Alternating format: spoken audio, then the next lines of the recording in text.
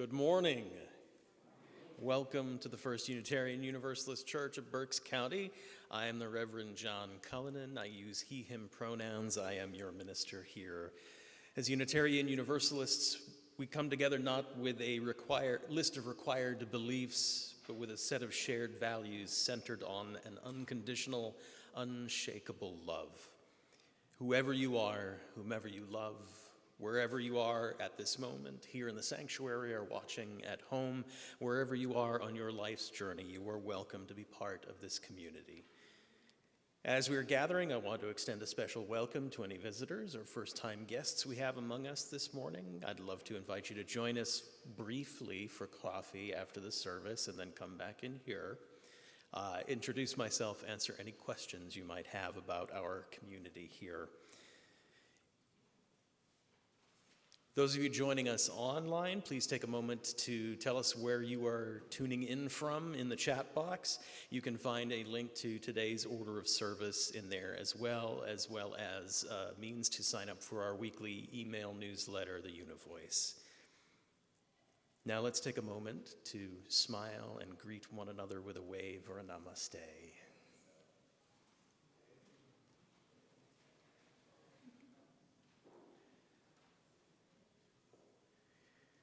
And come back into the room. Take a moment to ground yourself. Feel yourself connected to the earth. Take a deep breath in and out. And let us enter into worship.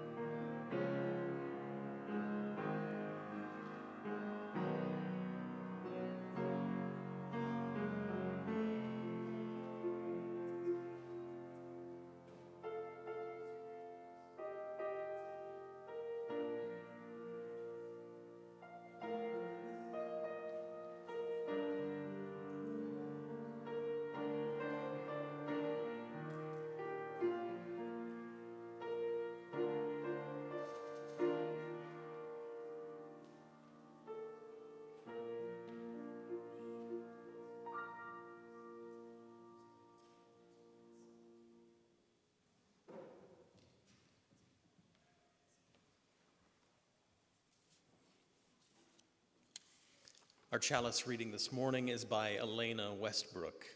This is time for you to light your chalice at home if you have one, while our chalice is lit here in the sanctuary.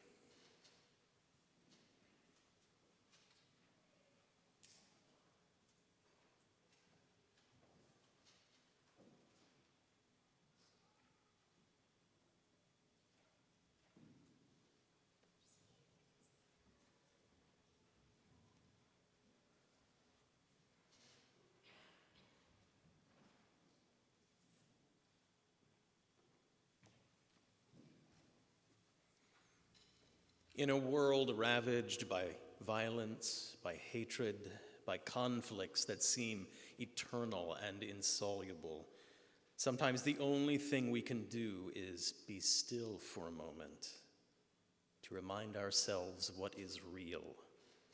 The sun that rose this morning, the dirt under our feet, the air whispering in and out of our lungs. This hour, try just to be present in each moment as it unfolds. Your simple attention is what makes these moments holy. On this second week of Advent, the waiting time in the Christian calendar, when we begin to anticipate the celebration of the birth of Jesus, we light a candle of peace today with this prayer. Maker of the universe, whose being is in all things, both in the day and the night, eternal, teach us to seek peace. Help us to find that which brings calm to our breath and compassion to our hearts, and show the way toward a loving and peaceful world.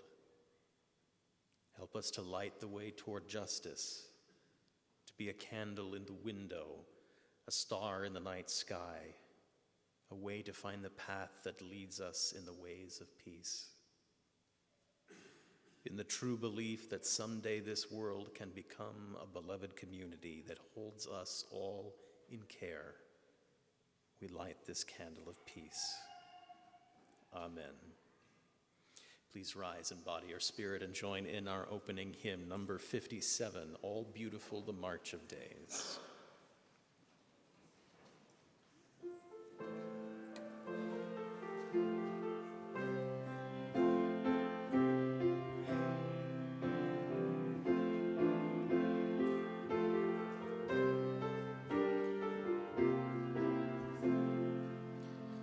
All beautiful the march of days as seasons come and go. The hand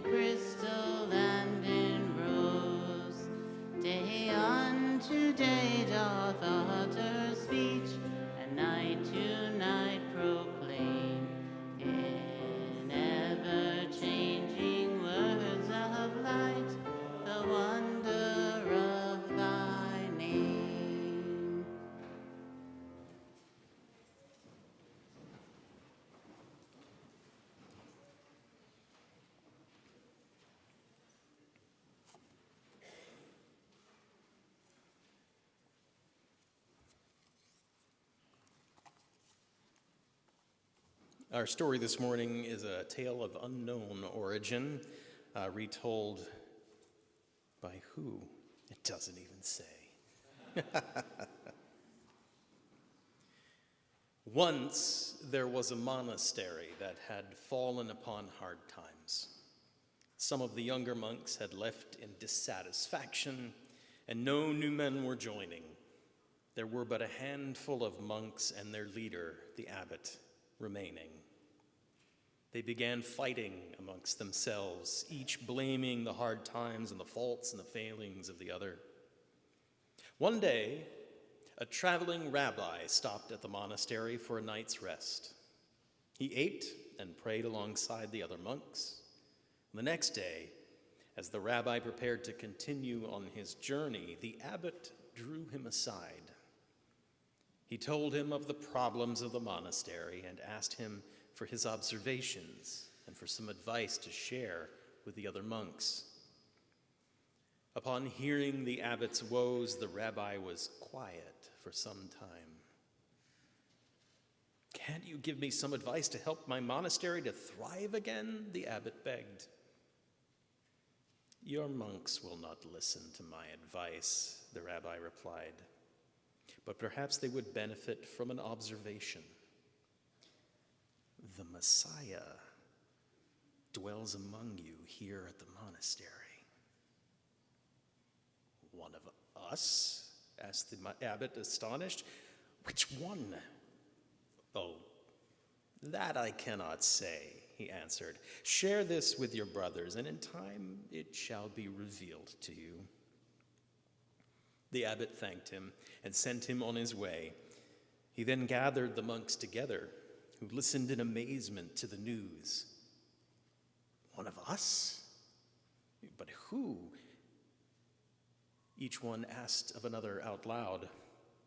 Then to themselves they wonder, "It couldn't be Brother Robert, could it?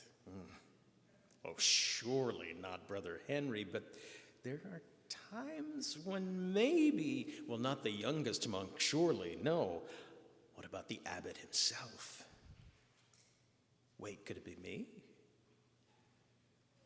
Soon things began to change at the monastery as each began to see the Messiah in the other and to hear the Messiah's words in each word spoken.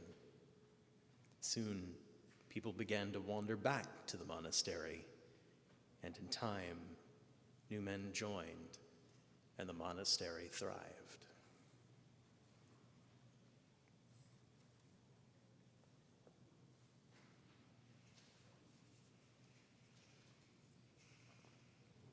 It is part of our collective spiritual practice as a community to enter into a prayerful, meditative time with each week.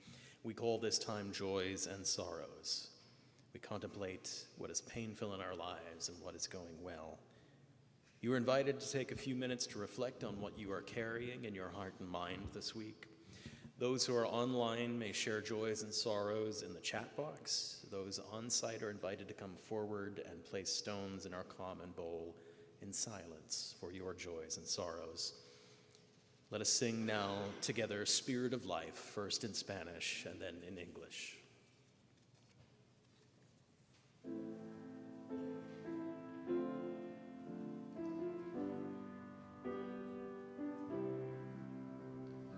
Fuente de amor, ven hacia mí, ya corazón, cántale tu compasión. So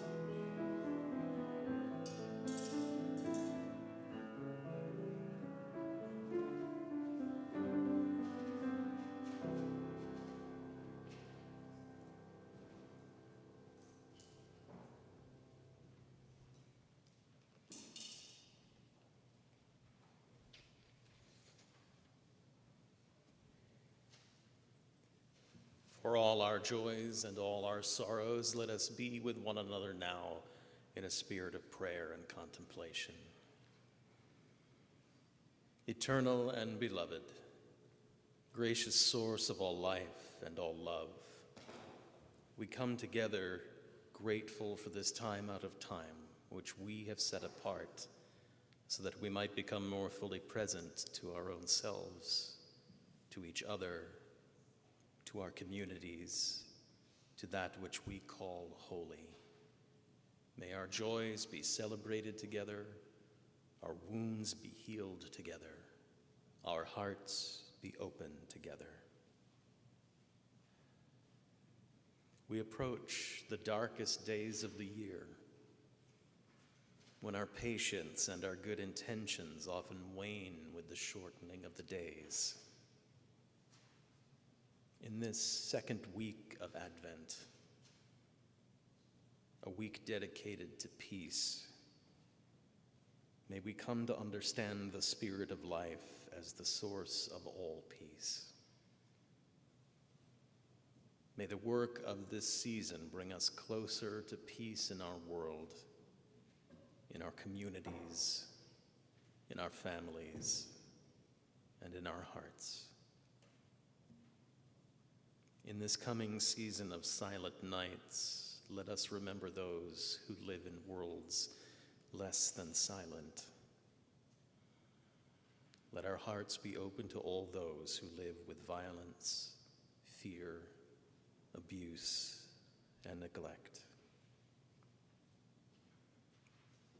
May the source of all love and peace be the source of our strength to come to the aid of all those who are hurting. This Advent, may we find the strength and the courage to bless and to heal a wounded world. All this we pray in the names of those known and unknown, present and absent, remembered and forgotten, in the names of all the helpers of humankind.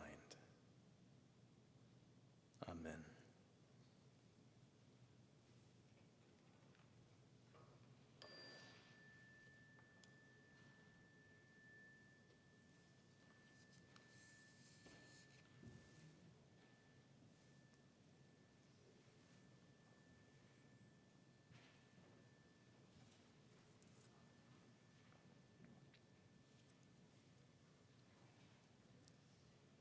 The black bears of Los Alamos, New Mexico were something of a legend.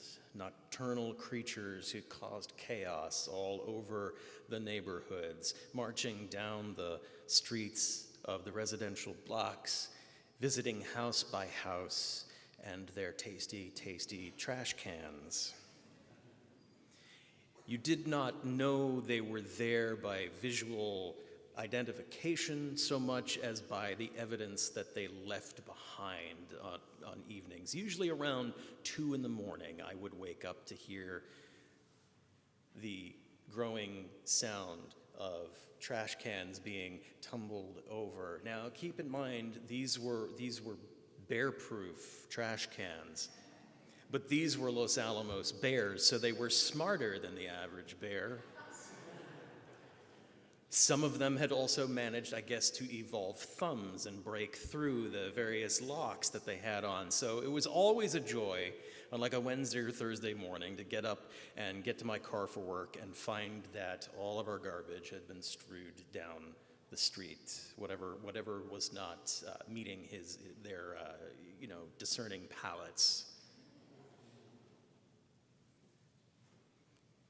And then one evening, I was coming home from a meeting, pulled into my driveway, and got out of my car. And as I was stepping onto the long, very awkward concrete staircase that went down the hill to my house, I looked across to my neighbor's yard because I had heard a shuffling, and there at the top of the concrete steps going down to my neighbor's house was a black bear.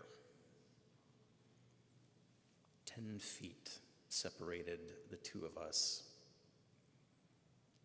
And we caught each other's eyes at the same time, and we both stopped mid-step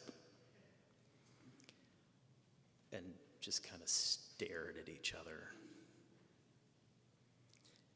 It probably only lasted about 15 seconds, but those 15 seconds lasted a good year as we got caught up in one another. And all the mix of emotions raged up in my head. Oh crap, it's Bear. That bear is very close to me right now. There's just one steel railing separating the two of us right now. Oh dear. Oh cool, a bear. I've never been this close to one before, not even at the zoo. This is really amazing. How's this going to end?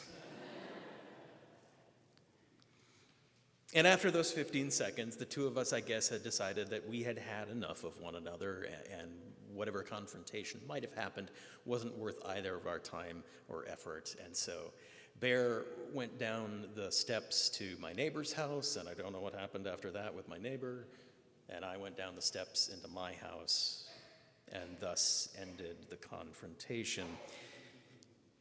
And I learned two very important things, or I came to two very important decisions that evening. One, I will never get that close to a bear again, no. And two, man, I don't think I've ever felt quite so connected to the world than I did in that moment. Because connecting with people can be hard. There are days, and there are more days lately than others, where given the choice between the bear and the person, and I know this is an internet meme that's been going around too, but yeah, I would pick the bear, because there's no baggage between us. There's no politics separating us, no religion getting in the way of our communicating with one another. We just have this spiritual commune, and we go about our days. Doing that with human beings is hard, and getting harder these last few months and coming months.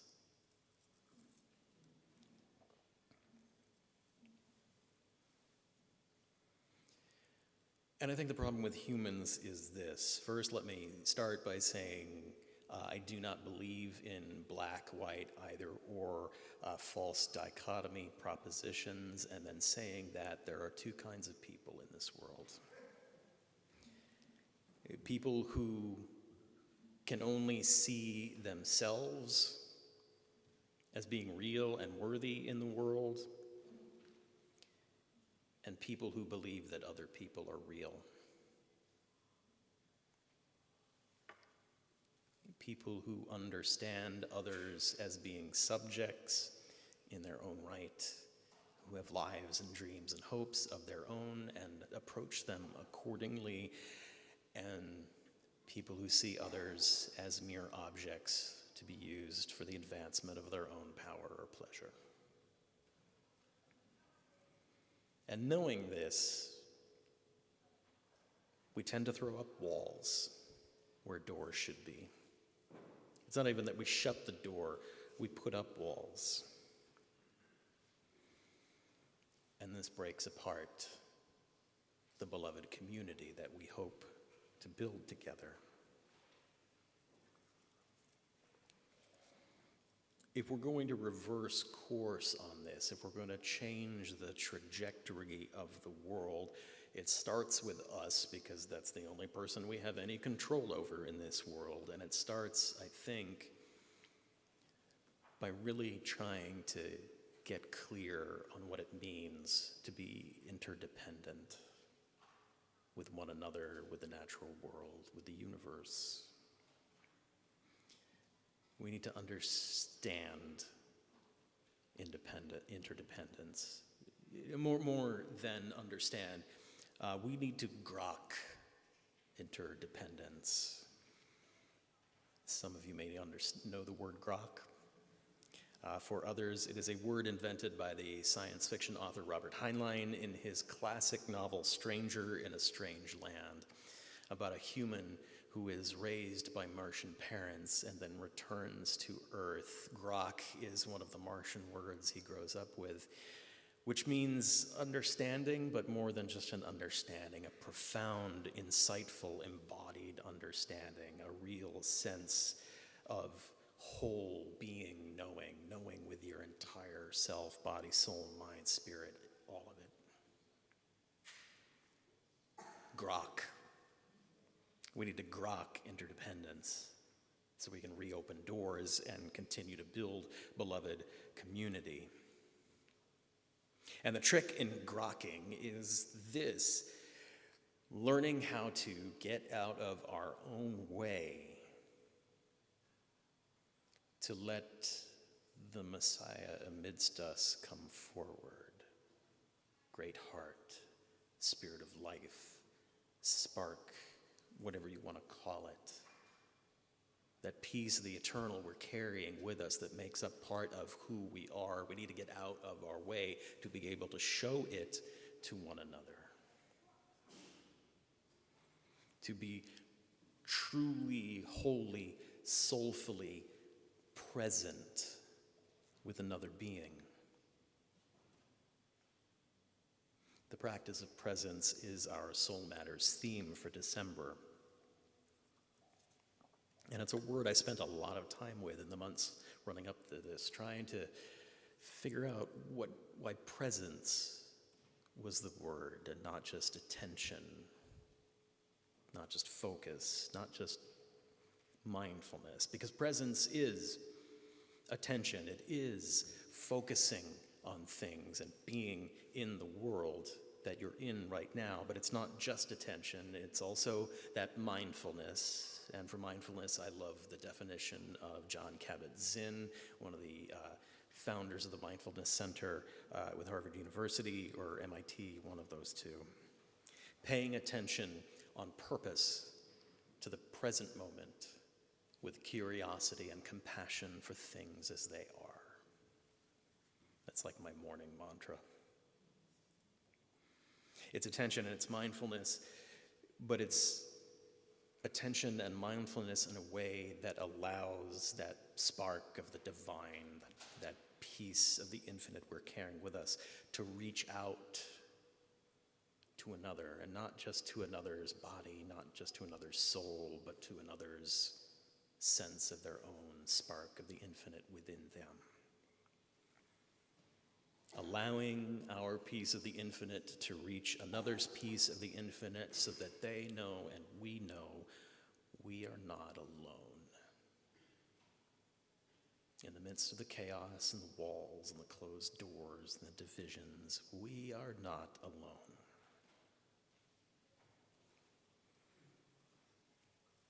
And we show this. My favorite piece of writing advice is show, don't tell, demonstrate through action how this is happening.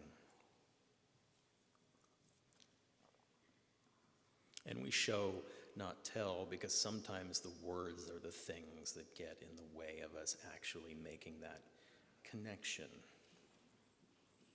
The best and worst examples of this practice of presence and how the words get in the way sometime comes to us in the book of Job in the Hebrew scriptures. Now, Job is a very weird part of the Bible. I'm just going to be upfront about that. It's a very weird story. It's not as weird as Revelation, but it's unusual.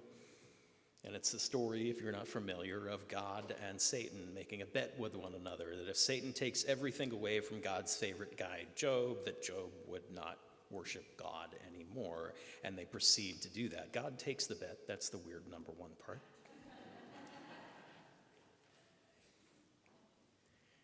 And Satan strips everything away from Job, everything he ever has. And when he reaches his lowest point, he's lost all of his wealth, all of his possessions, his entire family, children, wife, everything gone. His house is destroyed. He's almost literally sitting in the rubble of everything that he once had.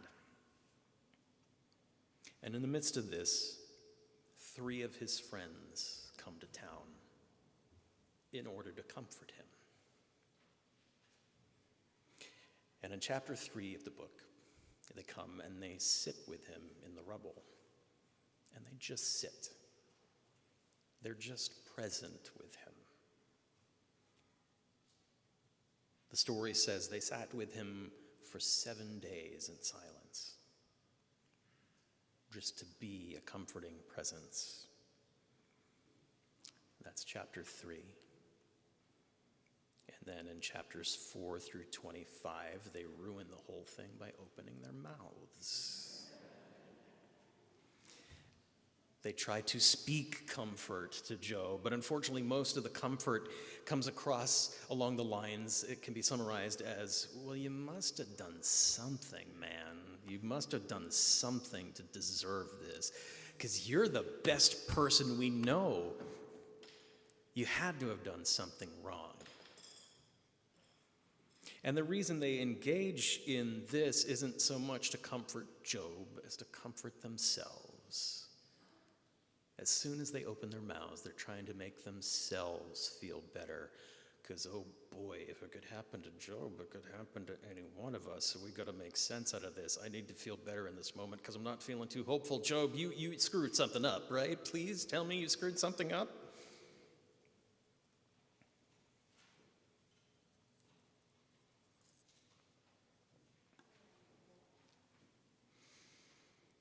I hear so often from people, especially when they're approaching or about to approach others who've been through some form of tragedy, their reluctance is often based on the premise of, I just don't know what to say, John. I just don't know what to say. Well, yeah, you do. Because your head telling you you don't know what to say is actually your head telling you say nothing. You got the message. You just have to get out of your own way. Sit for 7 days with someone and just be present. That's a lot to ask, I know. We can't always get that time off, but sit with someone. It's easy to do when times are good. Not so easy when times have gotten bad, when people have hit their lowest. Because when we try to seek comfort for ourselves in those moments, that's that whole person is real versus person is unreal thing. That is the person is a subject in their own right or object for me to use. Question: is this a fellow creature I am sitting with, or is this a tool to help me feel better in this moment? Ease my discomfort with everybody else's tragedy.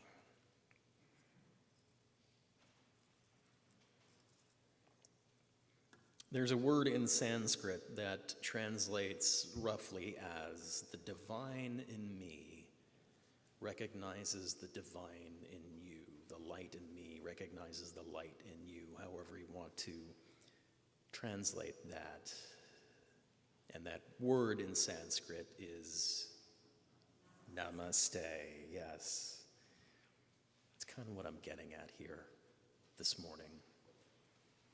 Not just a rote namaste recitation at the end of a yoga class or something without thinking about what it means, but the practice of namaste is the practice of presence with one another. The spark in me, seeing the spark in you.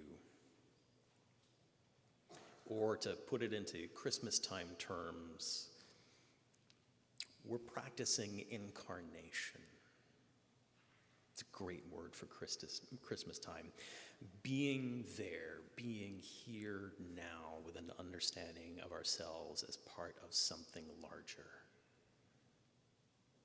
as a part of some spirit of life, some infinite that we come from and return to. The Messiah, the spirit of life, the great heart at the center of all things, however you want to conceive of it. That's what we're tasked to do here in this world. Practice incarnation. Simple, right? Good, I've given you your homework. Let's go in peace now. No. Because as I said at the beginning, it's it's hard to be present to other humans in that way. So maybe if we're going to practice incarnation, if we're going to practice that deep presence with one another, maybe we start with some training wheels instead. Maybe we start with, say, a non-human creature, like, say, a bear. I think the reason so many people find so much spiritual connection in nature is that nature doesn't require us to say anything. We never have to worry about having the right words when we encounter wildlife, when we're bathing in the air in the forest. We don't have to worry about saying the right thing or the wrong thing. We just get to be, and we get to be in one another's presence in our totality if we can get out of our own way. Because the bear and I didn't say a damn thing to one another.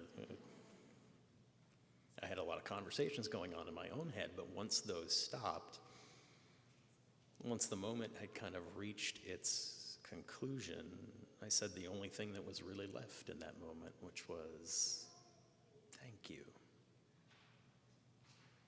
Thank you.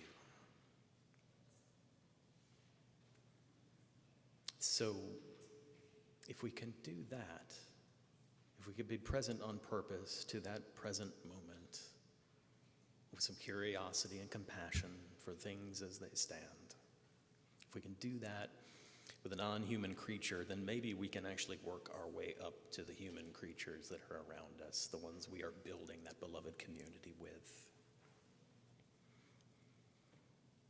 If we can recognize the fellow creatureness in our non-human friends,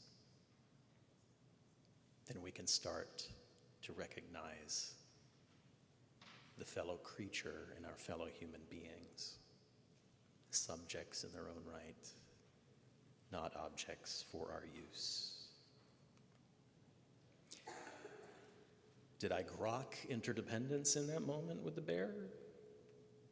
No, absolutely not. I had a step towards grokking. But the whole body understanding of presence, of being in the presence of one another fully, that's still a work in progress. And that's fine, because that's what it means to be human. We are works in progress together, trying to build something good and real. May we practice presence with one another. May we see our connections as holy as we can. And may we rebuild our fractured communities. May it be so.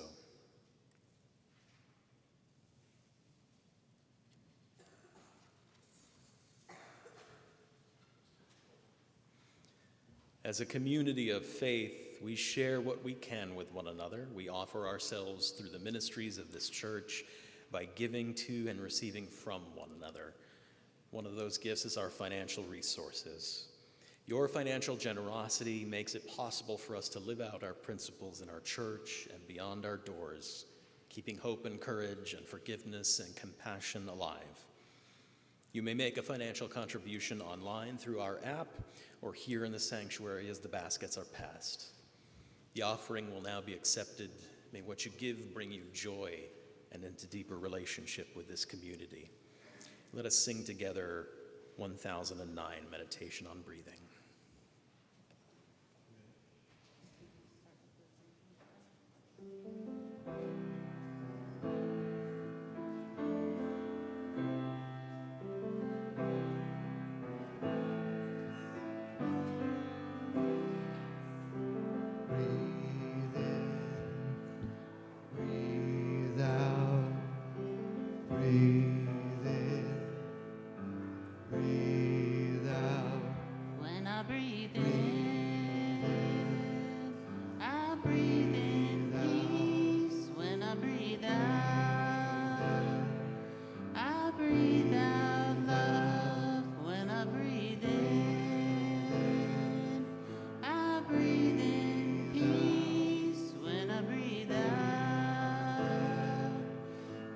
breathe out love when I breathe in. I breathe in peace when I breathe out. I breathe out love when I breathe in. I breathe in peace when I breathe out. I breathe out love. Breathe in. Breathe out. Breathe in. Breathe out.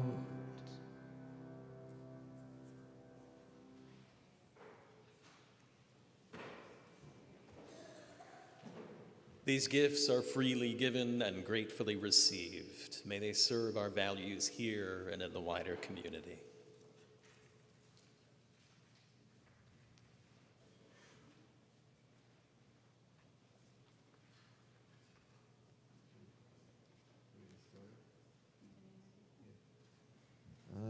This is a song written by Dave Matthews. It's not the Mel Torme Christmas song, and it's not the Chipmunks Christmas song. It's another one. It's an alternative Christmas song. We like it an awful lot.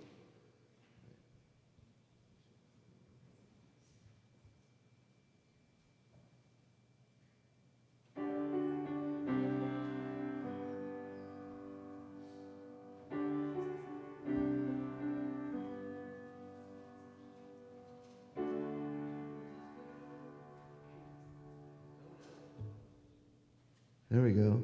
Was it on before? No. Okay. Well, anyway, here's the song.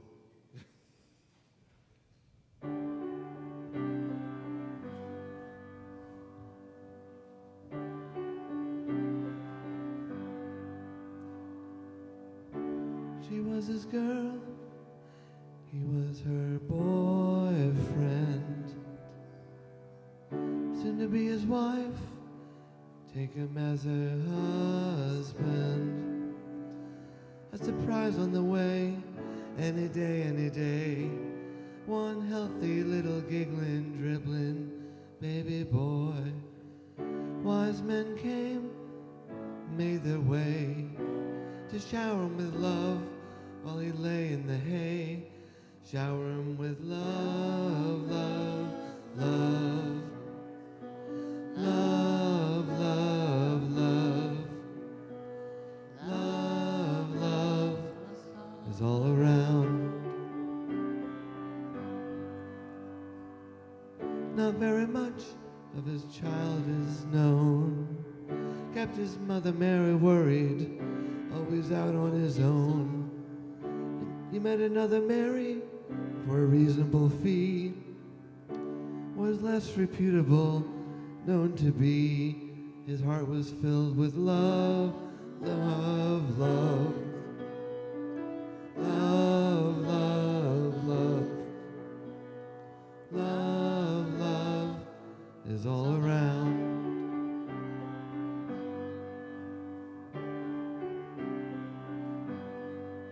When Jesus Christ was nailed to his tree, he said, "Oh, Daddy-o, I can see how it soon will be. I came to shed a little light on this darkening scene. Instead I fear the blood of my children's all around.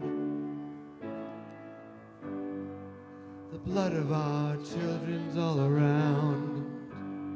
The blood of our children's all around. The blood of our children is all around."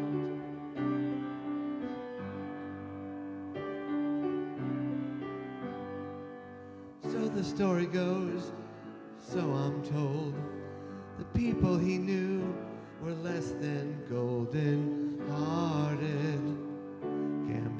Gamblers and robbers, drinkers and jokers, soul searchers like you and me.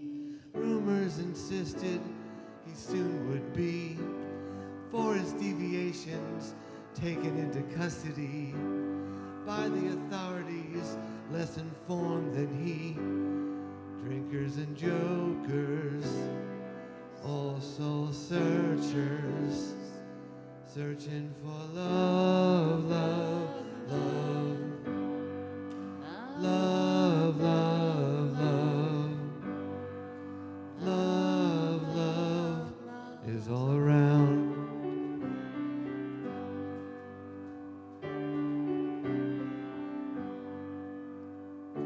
Preparations were made for a celebration day. He said, "Take this bread and think of it as me. Drink this wine and dream it will be the blood of our children all around. The blood of our children all around.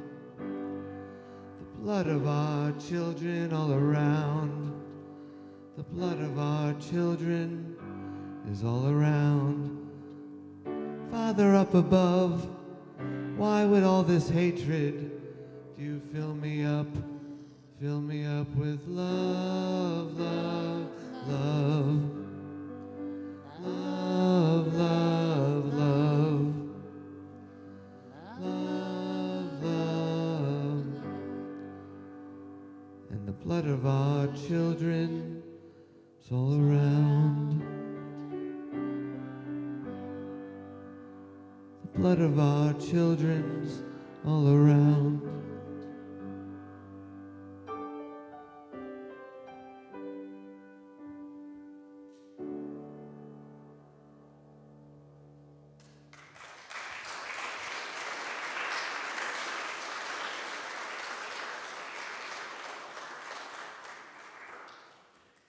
Thank you.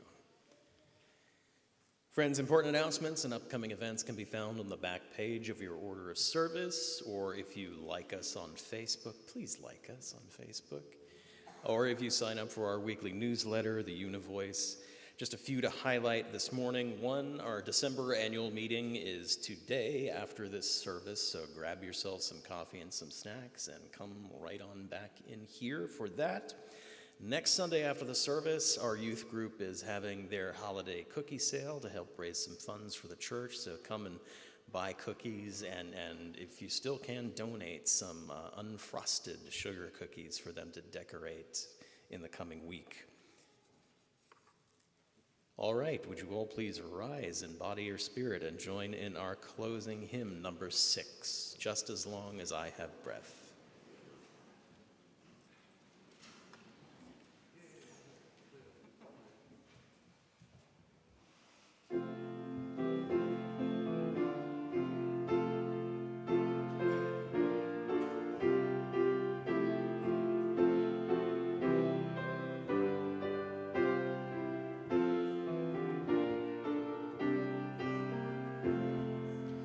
Just as long as I have breath, I must answer yes to life. Though with pain I made my way, still with hope I meet each day. If they answered I did well, tell them I said yes to life. Just as long as vision lasts, I must answer yes to truth. In my dream and in my dark, always that elusive spark. If they ask what I did well, tell them I said yes to truth. Just as long as my heart beats, I must answer yes to love. Disappointment pierced me through, still I kept on loving you. If they ask what I did best, tell them I said yes to love. Friends, may life bless us and keep us. May the light of life shine upon us and out from within us and be gracious to us and bring us peace. For this is the day This is the one wild and precious life we have been given, so let us all find a way to rejoice and be glad in it. Go in peace.